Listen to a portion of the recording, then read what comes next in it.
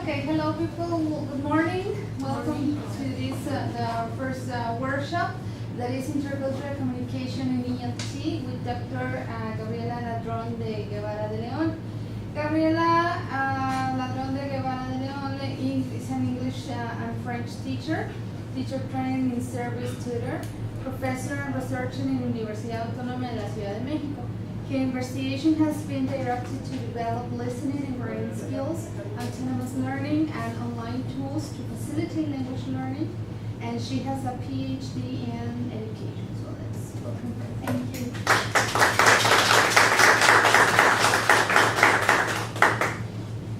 Thank you very much for coming. I know that it's very early, Saturday morning. It's very challenging, but you're here. That's a good thing. And well, who was with me yesterday in the workshop? Okay, so for the brave ones who were with me yesterday, think of this as a continuation in terms of cognitive development. It's higher, okay? And it has different skills and abilities. For the ones that is the first encounter with me, you are so doomed. Okay, and you are like, yes, we are. No, in this case, you are going to have a different approach to something that we are living in our classrooms. That is the intercultural communication. So, tell me, first of all, this is a workshop. So, who is going to work? You, the participants. Not the facilitator, but the participants. So, first of all, what is intercultural communication?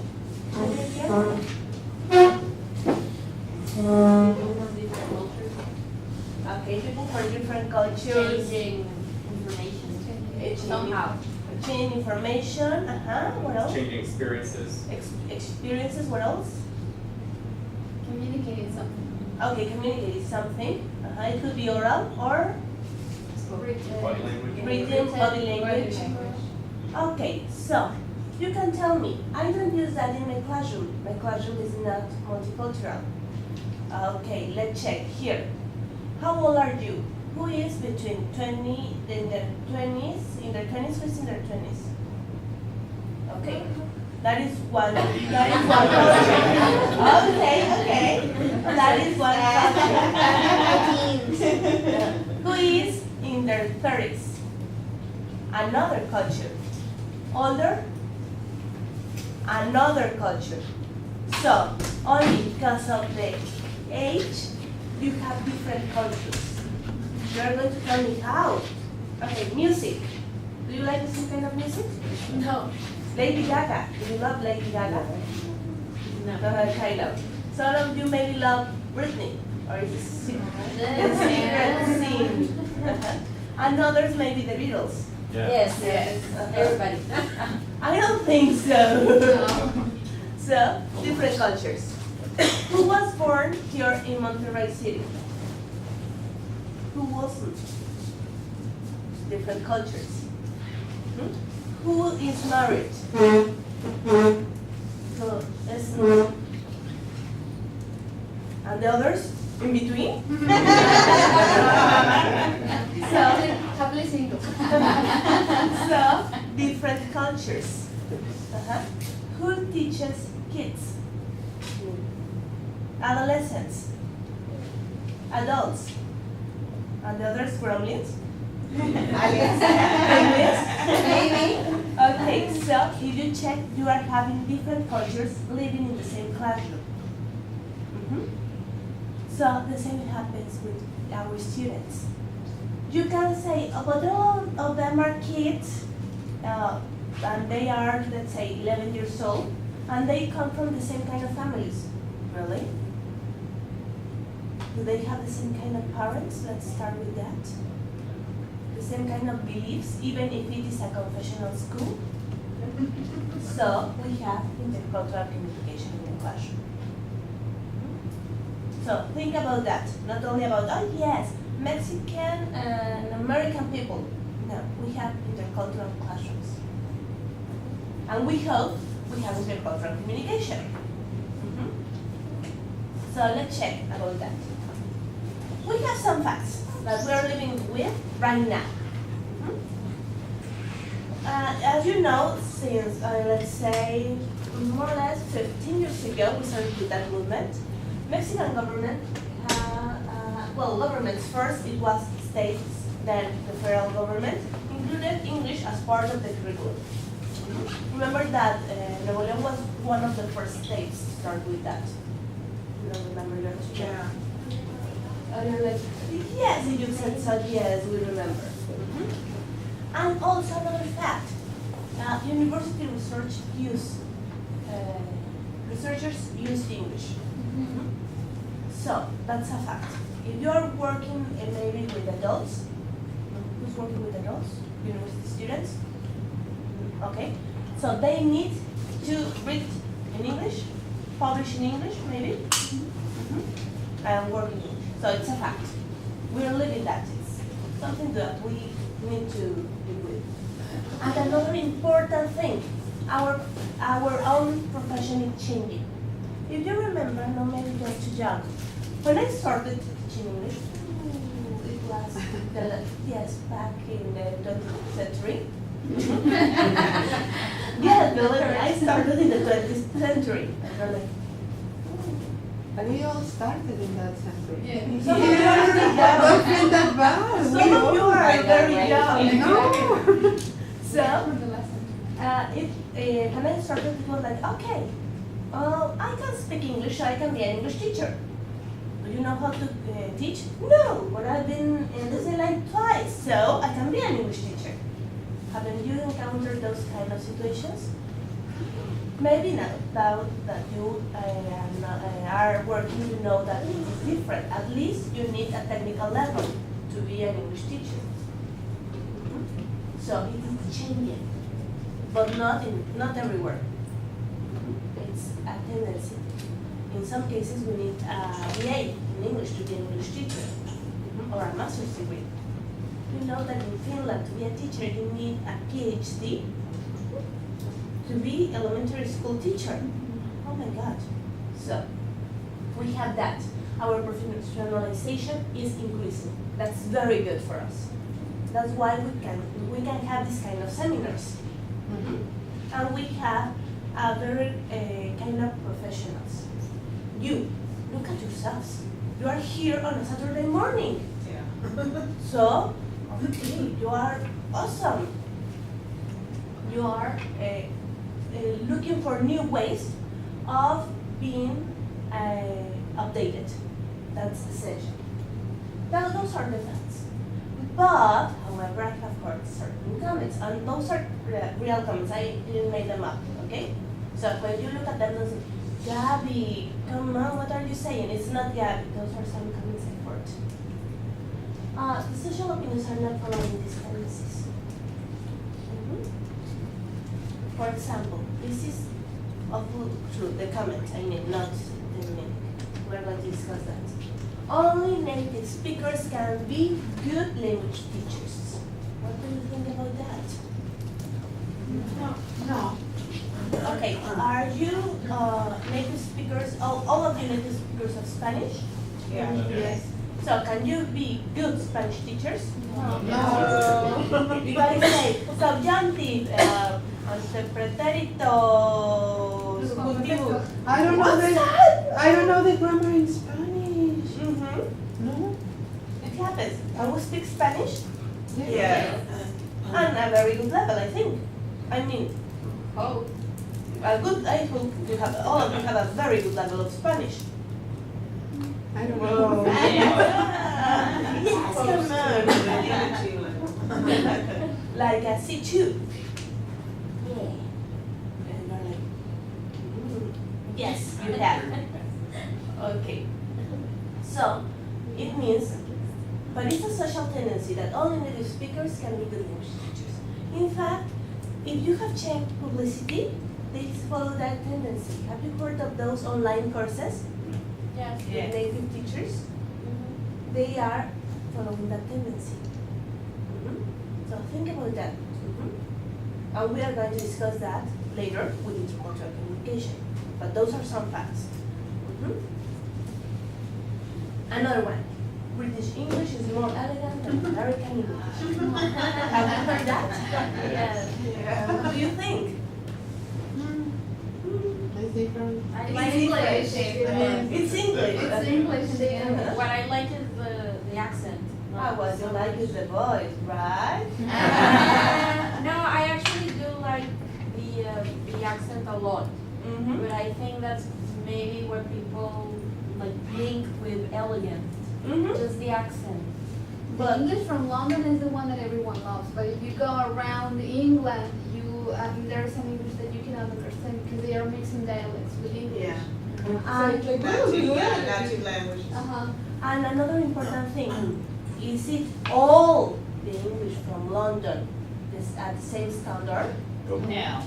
Have you heard Cogni? Yeah. Very difficult to understand. It's not BBC's English. Mhm. Maybe the English we have in our mind is the BBC's English, what we call BBC English. Mhm. Mhm. Okay, that's another idea. Let's say Spanish from Spain is a good one. Spanish from Latin American is not good. So, another one. Latin American accent is horrible. It's an accent. It's an accent.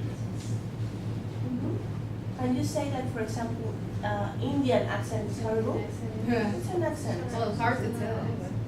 Hard to understand, Yeah. maybe. Have you heard Japanese people speak English? Japanese? Uh-huh. It's different. It's different, exactly. African It's people. English. African people, South African people, they are speaking English, native speakers, South African people, and their accent is very challenging for us Latin Americans. Does it mean that it is bad English? No. Different. Okay, I can say this is bad because I cannot understand it, but they can be understood around the globe. Maybe I can't. Kids from bilingual schools are the ones who can speak English properly. It's So, that's another common comment that only the kids that start learning English from very young age are the ones who can speak English properly. What do you think about that? Not true. Not true. You can't generalize. Mm-hmm. We can have kids who started very young and speak Englishish. Or not speaking. Or not speak at all. And also we have people who started older. For example, how old were you when you started learning English? 9, 7, 19. 19, 17. And the others? I don't remember. 10, 12, 14. And you're English teachers. So that is an assumption or a preconception that is limiting education. So, what happens? It creates some ideas. On one hand, we have the English is a global language. We have the policies, we have those ideas that only British English, only native speakers, only kids who learn English. But also English is a global language. So imagine everything in conflict at the same time working. Okay, the three ideas we have checked. Well, the three categories we have checked. It's an academic tool, and we have been checking. A door to the world. You know, it's a very common idea. If you learn English, you can travel. You can communicate. Communicate. Have a better job. Have a better job. A better status. And a modernity developer. Okay, you speak French? Oh, that's so old-fashioned. English is the new language. And Japanese and Chinese. So all of those are ideas. If you check, those are conceptions. At the very beginning, we have some facts. Now we are dealing with ideas. And imagine everything in conflict at the same time, because it's what we are living right now. And well, the vertical position that we have checked. And there are some reasons for those things working together at the same time. Remember the facts. English is important because it's a government policy to learn English at a very young age. It's a part of the research, etc. The ideas, only certain kind of Englishes are right, and only certain kind of teachers. And another one, English has a good status. So everything is in conflict at the same time. So what are the reasons for that? Well, we have certain assumptions, certain approaches to ELT. For example, those are the ones in my context from my research. Maybe you have different assumptions, okay? The relationship Mexico-USA. You know, that is a love-hate relationship, you know? Isn't that an issue here with your students? No?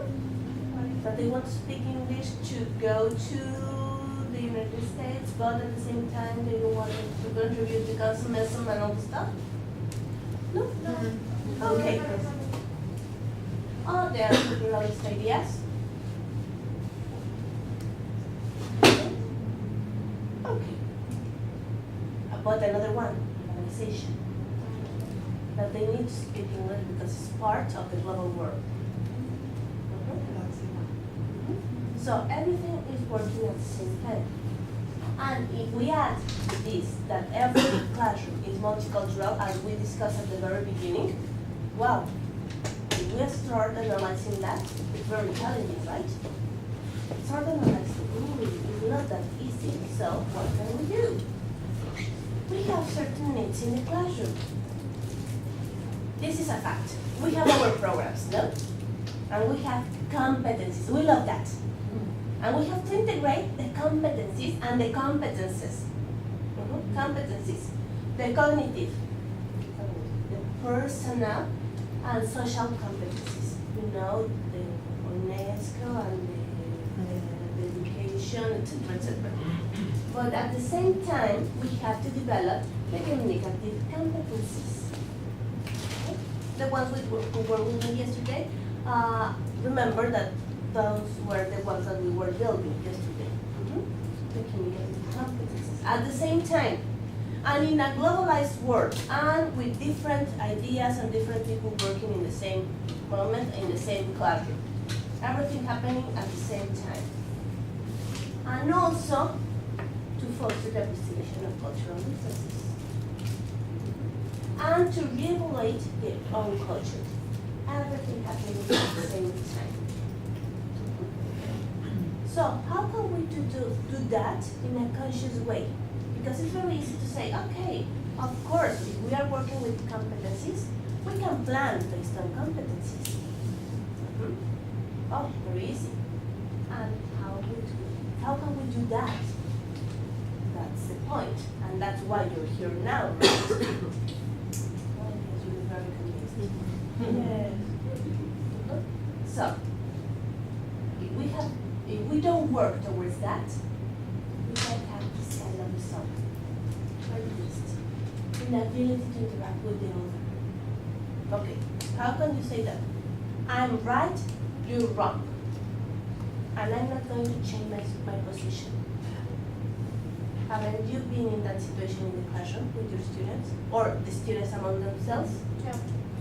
I don't believe what you say. And I'm not going to change my position. Never in your lives? So you're very lucky. The affective filter increased. What happens when you don't feel comfortable in an environment? You don't want to be there? You don't want to be there. What else? Learning is not produced.